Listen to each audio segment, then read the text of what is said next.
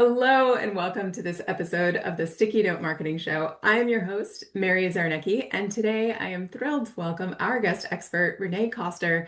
I cannot wait to introduce you to her and her expertise. Renee is a learning designer and consultant, and she helps leaders turn their ideas into structured, engaging training. Now, if you're the kind of person who is a professional or leader in an organization and you've been charged with putting together training or ongoing learning materials or enablement programs for your team or for cross-functional partners, but the impact maybe wasn't exactly what you had imagined, or it was a lot more challenging to put together than you had initially thought, then this is the episode for you. So grab your sticky notes, get ready, and Renee is going to be sharing her genius and her expertise with us. So welcome, Renee. So happy to have you here on the show.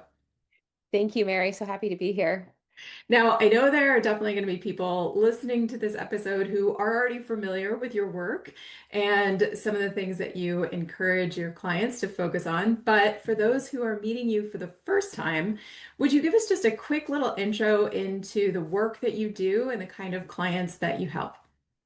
Sure. As Mary, I've recently pivoted my ideal client, and I am now working with nonprofit organizations, especially those who are trying to create ripples in their community. And I like to help them from the inside out and help them develop their training. So, if a lot of times they get volunteers or interns, especially during these summer months. And I want to help them create trainings and programs for those seasonal workers and anyone else within their organization so that they can get out there and make an impact in the community.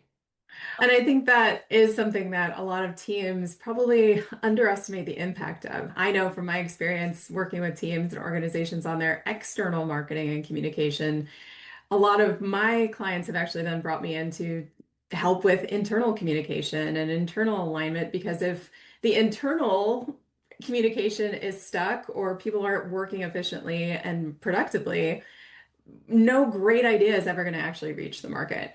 So I think you bring up a really important focus, which is, okay, if we're bringing in seasonal workers or we're bringing in new staff or new team members or even new leaders, they most likely are going to have onboarding programs, they're going to have training programs.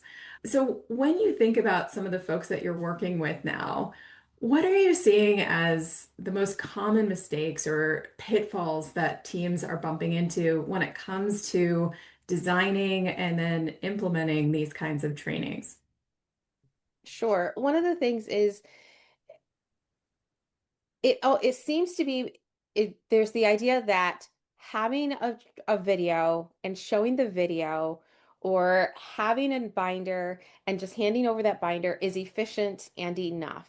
And it will convey the content, but the content is not going to stick if there's no direction for that content to go. So it's not enough to show a safety training video and then not have anything to back it up or reinforce it.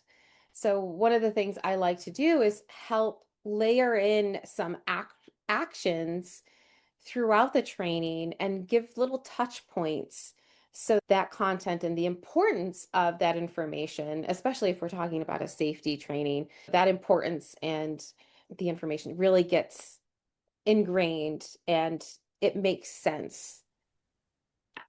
Well, one of the things I love about talking with you about this work that you do is you bring a deep expertise in adult learning and how the brain processes information.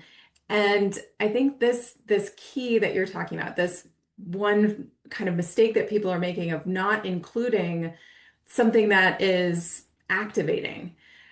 Can you tell us a little bit more about that? Like, how does that actually work? So, why is it not enough to just say, I gave them the video that showed them the how to? What is actually going on in people's brains? Like, why is that not enough for us to just give people the information? I think of it as taking in information, like learning is active. you have to not just activate your mind, but if you can activate the body along with it, it's going to I'm going to keep using stick, stay with you longer, and it's going to make it easier to recall. There's different levels of understanding, and taking in information is just that's just the surface. You also need to be able to remember and recall and then apply. And the having the action tied to the video, like having the training video, there's nothing wrong with that as long as you tie it to the action, because the action is going to what gets you from taking in the information to applying the information. So if you were doing a safety training, actually scheduling the time to take people through their workplace and have them show you where the accidents are happening. Oh, this is where the accident is happening. And then you have a conversation about why are the accidents happening this way and what would be the proper. So actually being in that space and changing the environment activates the actual learning and application later on. That's so interesting. So it's not just about, okay, I'm consciously processing this, I'm just reading this, I'm taking in the information, but you're saying that actually getting the physical body involved in training, even if it's moving into a space or applying it in some way, is really the key that a lot of teams are probably missing. Yes. Yeah. And obviously it's not always possible to physically move around, but any time you can create an action, even if it's writing something down or typing something out, doing something with that information. Amazing. So it really gets that memory built. Yeah. And your brain creates a story around it to help it remember, oh yeah. Like if you were doing, I live right next door to a outdoor camp and they have summer volunteers. One thing that they could do is have their volunteers do a scavenger hunt throughout the campgrounds. Yeah. And then when they're working with their campers, that's something that they can recall and share. And it just creates a more lasting impact. That's so interesting. It reminds me of I have a 14-year-old who's going to be a freshman at a new high school this year.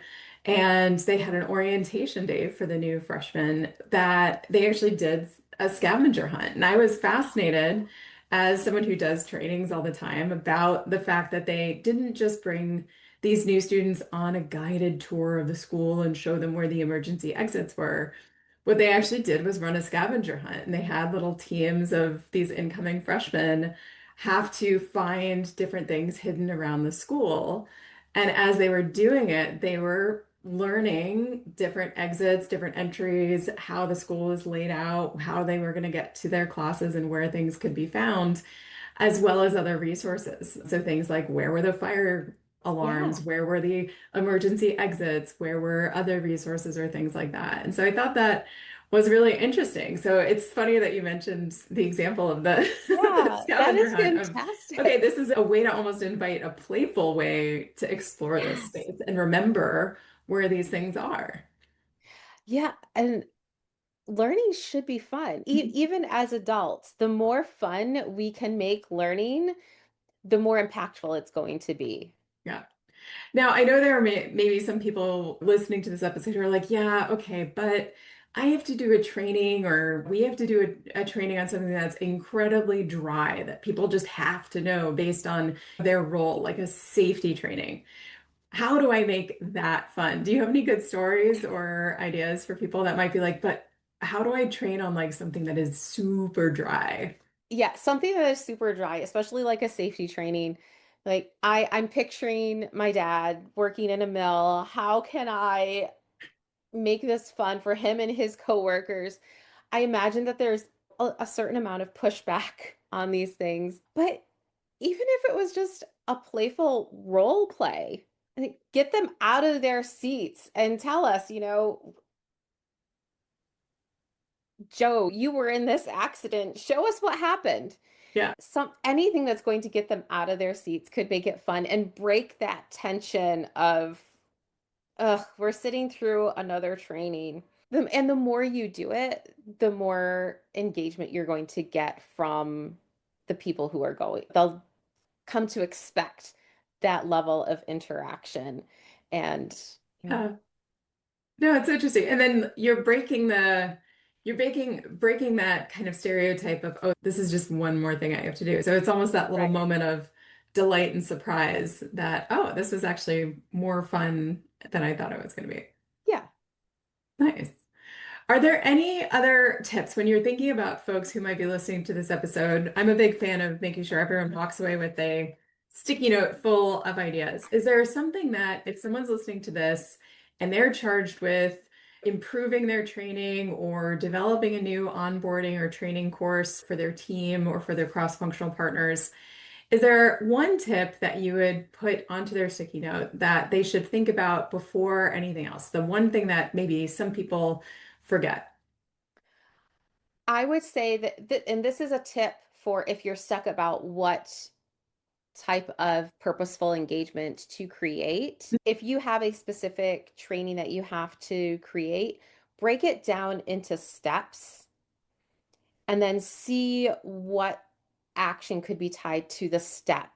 It's going to be easier on that smaller level. So if it's an onboarding training and you know that they have to be able to use a particular software, build that into one of your little smaller steps. So always break things down into smaller steps. If you've got a training, break it down in 2 to 3 steps, and that will help you pull in different purposeful engagement, but also figure out what information you have to give so that you're not overloading them with the information. I like that. So break it down step by step. Don't try to overwhelm with the whole process all at once. And Yes. then each of those steps gets its own kind of purposeful engagement. Amazing. Awesome. I know that there are some people who are already writing their notes feverishly. For those who may have additional questions that they would love to get your perspective on, what is the best way to engage with you? What's the best place to find you online? The best place to find me online would be either on LinkedIn or my own podcast, which is Learning Experience Design for Change Makers. Amazing. And so whether you're watching this or listening to us, be sure to follow Renee. We'll be including her links here with this episode. So as you think about the folks who are going to be taking the responsibility to develop this more purposeful engagement in their trainings and enablement programs, are there any parting thoughts or takeaways that you'd make sure to leave people with today, Renee? I would say don't be afraid to think outside the box when it comes to your engagement. Push yourself a little bit and have fun with it. Amazing. Thank you so much for joining us on the Sticky Note Marketing Show, and so grateful to have you here as our guest expert. Thank you, Mary. All right. And for everyone else listening and watching to this episode, if you have questions for Renee, make sure to follow her. Go connect with her using the links accompanying this episode.